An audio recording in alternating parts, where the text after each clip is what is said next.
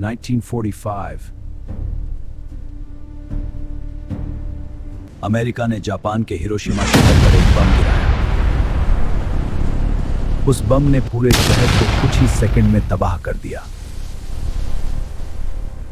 उस बम का नाम था लिटिल बॉय। और उस बम की ताकत थी समृद्ध यूरेनियम से। तब से लेकर आज तक यह एक सवाल दुनिया के साथ है, यूरेनियम संवर्धन क्या है और क्यों यह इंसानियत के लिए सबसे बड़ा खतरा भी है। आज हम इस सवाल का पूरा जवाब ढूंढेंगे, विज्ञान के साथ, डेटा के साथ और इतिहास के साथ।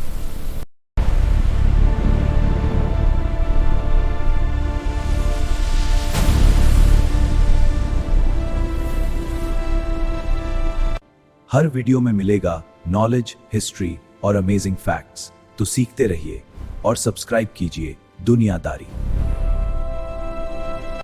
पहले समझते हैं यूरेनियम है क्या। यूरेनियम एक प्राकृतिक रूप से पाया जाने वाला रेडियोएक्टिव तत्व है।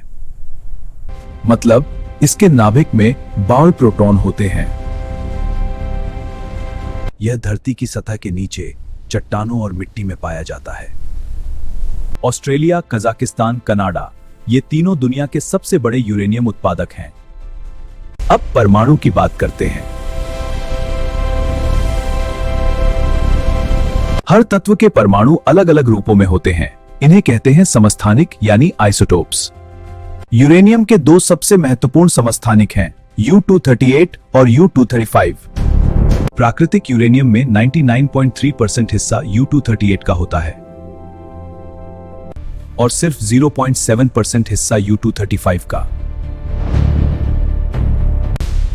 यह 0.7% यही सब कुछ है, क्योंकि परमाणु विखंडन सिर्फ U-235 से होता है। इसीलिए यूरेनियम को समृद्ध करना पड़ता है, यानी U-235 का प्रतिशत बढ़ाना पड़ता है। संवर्धन समझने से पहले विखंडन समझना जरूरी है। विखंडन मतलब एक बड़े परमाणु का टूट जाना। जब U-235 के नाभिक पर एक न्यूट्रॉन हमला करता है और इस टूटने में जबरदस्त ऊर्जा निकलती है, साथ में 2 या 3 और न्यूट्रॉन भी निकलते हैं। ये नए निकले न्यूट्रॉन आगे जाकर और U-235 परमाणुओं को तोड़ देते हैं। वो और ऊर्जा छोड़ते हैं और न्यूट्रॉन निकलते हैं। यह सिलसिला रुकता नहीं। इसे कहते हैं श्रृंखला अभिक्रिया यानी चेन रिएक्शन। अगर यह नियंत्रण में हो तो बिजली मिलती है, अगर अनियंत्रित हो तो परमाणु विस्फोट। अब देखते हैं कितना संवर्धन किस काम के लिए। पहला स्तर है प्राकृतिक यूरेनियम, सिर्फ 0.7% U-235। यह कुछ खास रिएक्टरों में सीधे उपयोग होता है। दूसरा स्तर कम समृद्ध यूरेनियम, 3% से 5% तक। यही दुनिया के ज्यादातर परमाणु बिजली घरों में उपयोग होता है। भारत, फ्रांस, अमेरिका सबके बिजली घर इसी स्तर का यूरेनियम उपयोग करते हैं। तीसरा स्तर 20% तक संवर्धन। ये शोध रिएक्टरों के लिए उपयोग होता है। हाँ, और ये हमारी सबसे उन्नत परियोजना है। और चौथा सबसे ज्यादा 90% से ऊपर।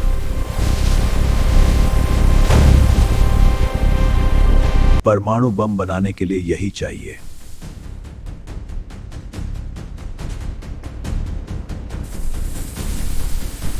दुनिया में सिर्फ कुछ ही देश आधिकारिक रूप से इसे रखते हैं। अब सबसे दिलचस्प भाग, यह संवर्धन होता कैसे है। सबसे आधुनिक और कुशल तरीका है गैस सेंट्रीफ्यूज विधि। इसे चरण दर चरण समझते हैं। चरण 1, यूरेनियम को गैस बनाना। ठोस यूरेनियम अयस्क से पहले यूरेनियम ऑक्साइड निकाला जाता है, जिसे येलो केक कहते हैं।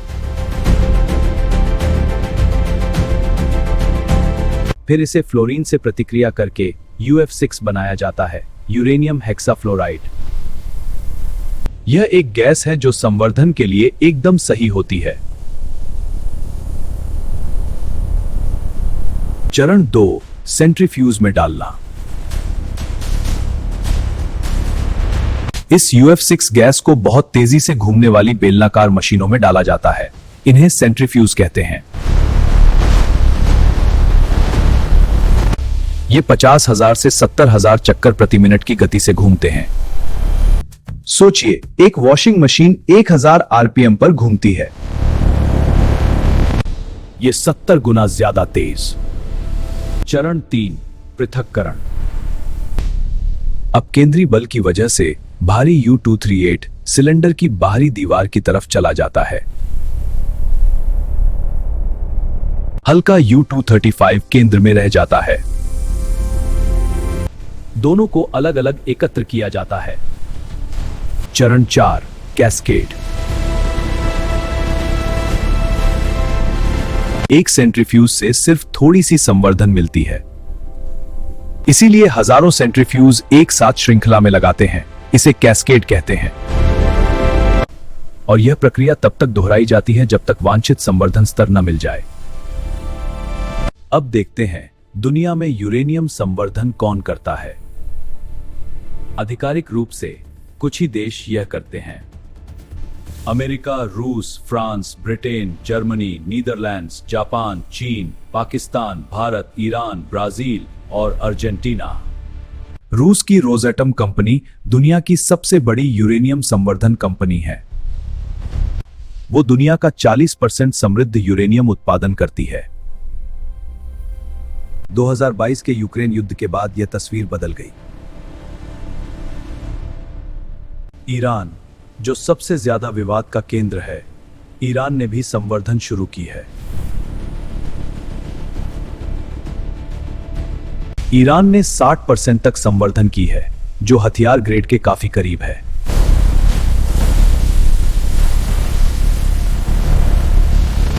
इसीलिए अमेरिका और यूरोप के साथ उनका तनाव बढ़ा हुआ है। यहां आता है सबसे महत्वपूर्ण सवाल, अगर संवर्धन इतनी खतरनाक है तो दुनिया इसे रोकती क्यों नहीं? जवाब है, इसे पूरी तरह रोकना मुश्किल है। इसीलिए एक व्यवस्था बनाई गई, IAEA, अंतर्राष्ट्रीय परमाणु ऊर्जा एजेंसी। वो निरीक्षण करती है, कैमरे लगाती है, नमूने लेती है, रिकॉर्ड जांचती है। जलवायु परिवर्तन के दौर में परमाणु ऊर्जा फिर से जरूरी हो गई है, क्योंकि यह कार्बन उत्सर्जन नहीं करती। फ्रांस अपनी 70% बिजली इसी से बनाता है। नए SMR रिएक्टर छोटे, सस्ते और सुरक्षित विकसित हो रहे हैं। और संलयन ऊर्जा का सपना भी है, जो सूरज की तरह काम करेगी, लेकिन वो अभी दशकों दूर है। तो यही है यूरेनियम संवर्धन, एक तकनीक जो ऊर्जा भी दे सकती है और तबाही भी। यह सिर्फ विज्ञान नहीं, एक जिम्मेदारी है। वीडियो अच्छी लगी तो लाइक और सब्सक्राइब जरूर करें। अगली वीडियो में मिलते हैं।